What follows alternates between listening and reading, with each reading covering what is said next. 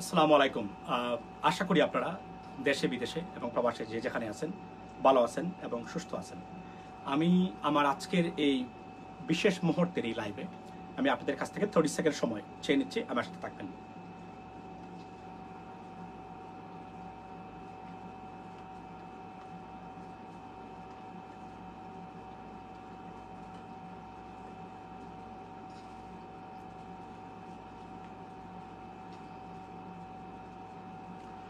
আমি প্রথমেই বলে রাখি, যারা আমার সাথে আছেন আপনারা আমার সাথে প্লিজ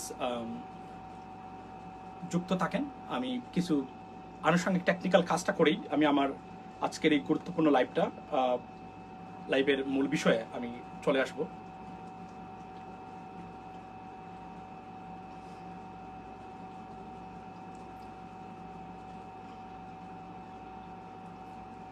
সাথে থাকেন, আমি আপনাদের কাছ থেকে কিছু সময় চেয়ে নিচ্ছি।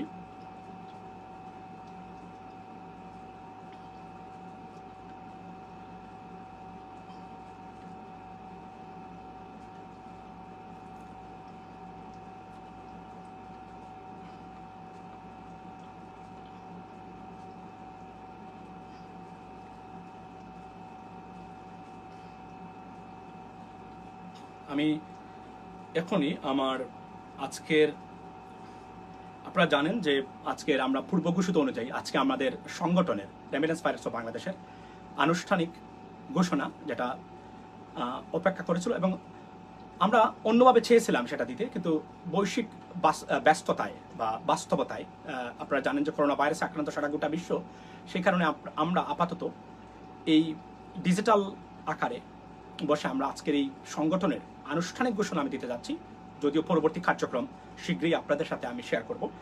আমি অপেক্ষা করছি 30 সেকেন্ড, আরও যারা যোগদান করবেন আজকে আমাদের সাথে, যেন যারা আছেন তারা যেন আমাদের সাথে চলে আসেন ইতিমধ্যে। আমি আজকের এই সংগঠনের আমি আরও 1 মিনিট অপেক্ষা করবো আপনাদের সাথে, যারা জয়েন করতে চান, যেন আমি আমার সংগঠনের ঘোষণাপত্র বা আনুষ্ঠানিক ঘোষণা সেটা আমি পড়ে শোনাবো আপনাদের সাথে লিখিত আকারে। এই লাইভের আকারে না গিয়ে লিখিত আকারে আমি আপনাদের সামনে পড়ে শোনাতে চাই। বিসমিল্লাহির রহমানির রহিম। প্রবাসে এবং দেশে যেখানে ইতিমধ্যে যুক্ত হলেন এবং হবেন, সবাইকে সালাম, ভালোবাসা ও শুভেচ্ছা জানিয়ে আজকের অতীত গুরুত্বপূর্ণ গড়ুয়া পরিসরের বিশেষ ভার্চুয়াল অনুষ্ঠান শুরু করছি। সাথে আছি আপনাদের ভাই বন্ধু M Rahman Masum, New York, America থেকে। আজকের বিশেষ লাইভ বা ভার্চুয়াল অনুষ্ঠানের মূল বিষয় হলো প্রবাসীদের স্বার্থ সুরক্ষার সংগঠন রেমিটেন্স ফাইটার্স অফ বাংলাদেশের আনুষ্ঠানিক ঘোষণা। আমি এই ঘোষণার সাথে সাথে আজকের এই অনুষ্ঠানের বা এই সংগঠনের প্রেক্ষাপট নিয়ে কিছু কথা আমি লিখিত আকারে আপনাদের সামনে উপস্থাপনা করতে যাচ্ছি। স্বাধীনতা পরবর্তী সময়ে বাংলাদেশের অর্থনীতির চালিকা শক্তি পর্যায়ক্রমে পাট বস্ত্র হলেও বর্তমান সময়ে অর্থনীতির মূল চালিকা শক্তি প্রবাসী রেমিটেন্স। এতে প্রবাসী রেমিটেন্সের গুরুত্ব ব্যাখ্যা করা বাহুল্য। দেশের এই সূর্য সন্তান অর্থনীতির অক্সিজেন রূপে আবির্ভূত হলেও রহস্যজনকভাবে তাদের প্রতি রাষ্ট্রের যথাযথ যত্নশীল মনোভাব দৃশ্যমান না হয় বিষয়টা আমার মনে দাগ কাটে। অথচ রাষ্ট্রের উচিত ছিল রেমিটেন্স যোদ্ধাদের জন্য সর্বোচ্চ পরিষেবা নিশ্চিত করা, কিন্তু দায়িত্বশীল কর্তৃপক্ষের সুষ্ঠু দায়িত্ব পালনের ঘাটতি কিংবা খামখেয়ালিপনার জন্য প্রতিনিয়ত রেমিটেন্স যোদ্ধারা বঞ্চনার শিকার হচ্ছেন দেশে এবং বিদেশে।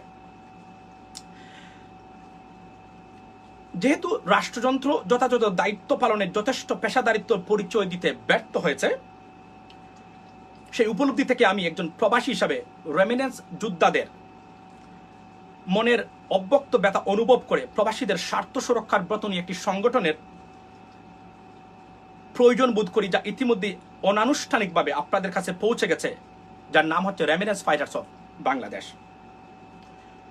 আমি সংক্ষিপ্ত আকারে এই সংগঠনের লক্ষ্য, উদ্দেশ্য ও কর্মপদ্ধতি নিয়ে আপনাদের লিখিত আকারে কিছু বলতে চাই।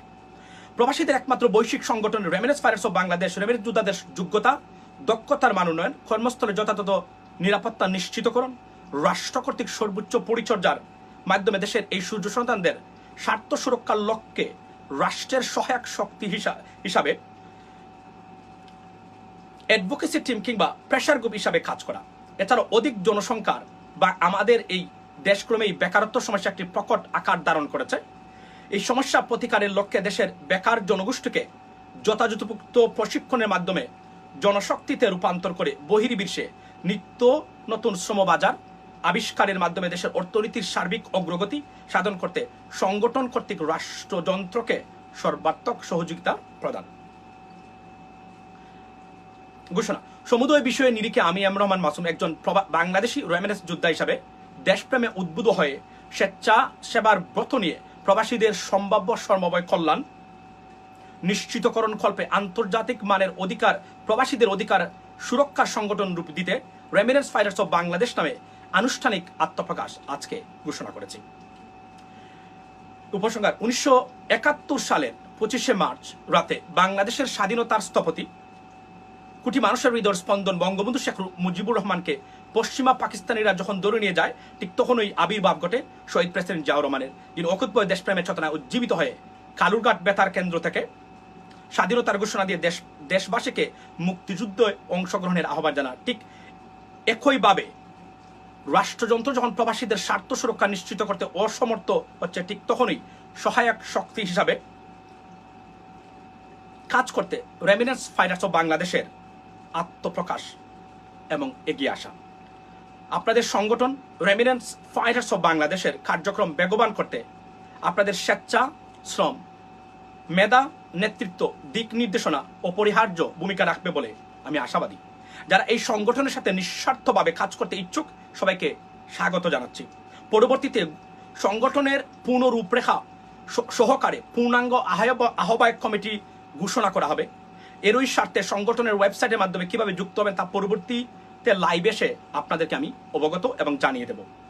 বলা বাহুল্য, করোনাকালে মহামারীর অসঙ্গতি এড়িয়ে যাওয়ার লক্ষ্যে ঘরোয়া পরিবেশে সংগঠনের আত্মপ্রকাশ ঘোষণা করতে বাধ্য হলাম। সাথে থাকুন, সাথে রাখুন, সুস্থ থাকুন। শুভকামনা এবং ভালোবাসা নিরন্তর, এবং আমরা বিশ্বাস করি together we can progress and change we believe in at the same time. So এই ছিল আজকের আমাদের এই সংগঠনের ঘোষণা, এবং আমি আবারও যাবার আগে বিশ্বাস করি যে আপনারা যারা এই সংগঠনের যে উদ্দেশ্য লক্ষ্য নিয়ে আমরা শুরু করেছি, আপনারা দলমত, ধর্ম, বর্ণ নির্বিশেষে আপনারা এই সংগঠনকে সহযোগিতা করে যাবেন এবং প্রবাসীদের স্বার্থ সুরক্ষায় আপনারা অবদান রাখবেন এবং এগিয়ে আসবেন। এবং আমি কথা দিচ্ছি, রেমিটেন্স ফাইটার্স অফ বাংলাদেশ অত্যন্ত সৎভাবে প্রবাসীদের স্বার্থ সুরক্ষায় সবসময় বদ্ধপরিকর এবং কাজ করে যাবে। ভালো থাকবেন, সুস্থ থাকবেন, এবং আপনাদের সহযোগিতার জন্য, আপনাদের এগিয়ে আসার জন্য, সংগঠনে যুক্ত হওয়ার জন্য অসংখ্য ধন্যবাদ জানাচ্ছি আমার অন্তরে অন্তঃস্থ থেকে। আসসালামু আলাইকুম ওয়া রাহমাতুল্লাহি ওয়া বারাকাতুহু।